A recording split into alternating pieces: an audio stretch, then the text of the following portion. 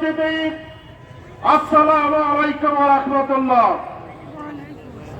সংগ্রামী যশোরবাসী, আপনারা জানেন আওয়ামী ফ্যাসিস্ট সরকার বিগত 15.5 বছর একটি জগদ্দল পাথরের মতো এদেশের মানুষকে নির্মমভাবে শোষণ করেছে।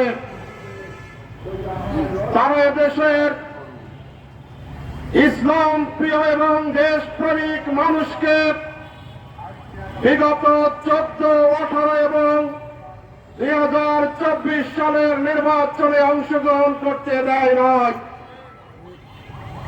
তারা এদেশের স্বাধীনতার একচ্ছত্র অধিপতি হিসেবে এবং গণতন্ত্রের মানসকন্যা হিসেবে নিজেদেরকে দাবি করলেও আমরা লক্ষ্য করেছি এদেশের মানুষের গণতান্ত্রিক অধিকারকে তারা হরণ করেছিল। সংগ্রামী যশোরবাসী, এদেশের জনগণ যাতে তাদের অধিকারের কথা বলতে না পারে, এজন্য বাংলাদেশের স্বাধীনতা সার্বভৌমত্বের অতন্ত্র প্রহরী দেশপ্রেমিক জামাত ইসলামী নেতৃবৃন্দকে একের পর এক তারা ফাঁসিতে ঝুলিয়ে হত্যা করেছে। সংগ্রামী যশোরবাসী, এদেশের মানুষ যেন এই ফ্যাসিস্ট সরকারের বিরুদ্ধে কথা বলতে না পারে, এজন্য ক্ষমতায় এসেই তারা 2009 সালের 25শে ফেব্রুয়ারি দেশপ্রেমিক পিলখানার বিডিআরকে তারা 57 জন অফিসারকে তারা পরিকল্পিতভাবে হত্যা করেছিল।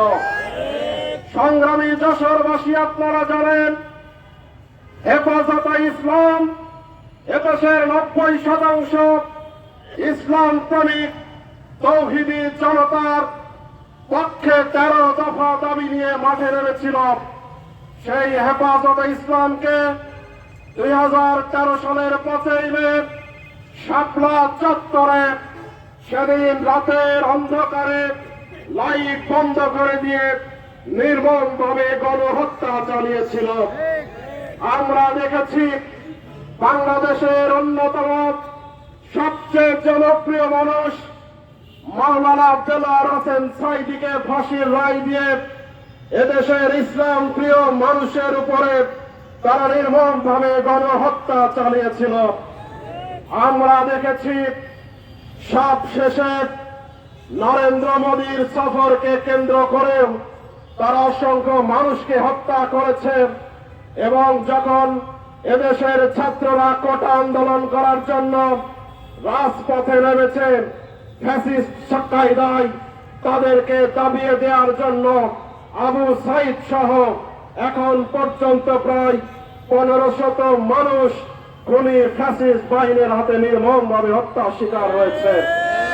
সংগ্রামী যশোরবাসী, আমরা আজকে যশোরের এই মনিহারের ঐতিহাসিক চত্বর থেকে জামাত ইসলামীর এই সমাবেশ থেকে বর্তমান সরকারের প্রতি আহ্বান রাখতে চাই, অবিলম্বে এই গণহত্যার মাস্টার মাইন্ড খুনি শেখ হাসিনাকে ভারত থেকে ফিরিয়ে আনতে হবে এবং গণহত্যার দায়ে তাকে ফাঁসির কাস্তে ঝোলাতে হবে।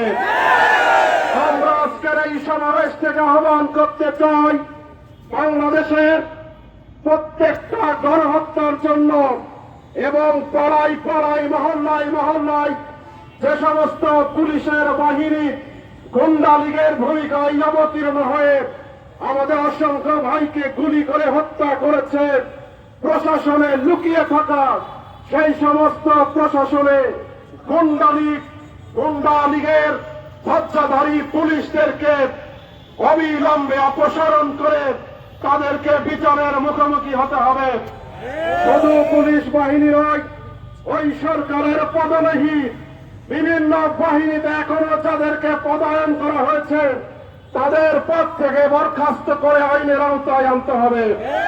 সংগ্রামী যশোরবাসী, আজকের এই সমাবেশ থেকে উদাত্ত কণ্ঠে আহ্বান আহ্বান করতে চাই, আগামী জাতীয় সংসদের নির্বাচনে আমরা ইতিমধ্যেই লক্ষ্য করেছি দেশব্যাপী জামাত ইসলামীর পক্ষে একটি গণজোয়ার তৈরি হয়েছে।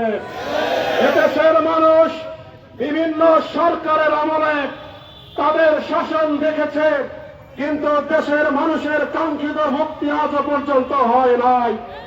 এদেশের মানুষ আজকে জামাত ইসলামীর নেতৃত্বে একটি দেশপ্রেমিক সরকার দেখতে চায়। জামাত ইসলামী যে সমস্ত প্রার্থীদের ঘোষণা করবেন আগামী নির্বাচনে, তাদের পক্ষে আমরা গুরুত্বপূর্ণ ভূমিকা রাখব, সেই আশাবাদ ব্যক্ত করে আমার সংক্ষিপ্ত বক্তব্য শেষ করছি। আল্লাহ হাফেজ। বাংলাদেশ জিন্দাবাদ। বাংলাদেশ জামাত ইসলামী জিন্দাবাদ। আসসালামু আলাইকুম ওয়া রাহমাতুল্লাহ।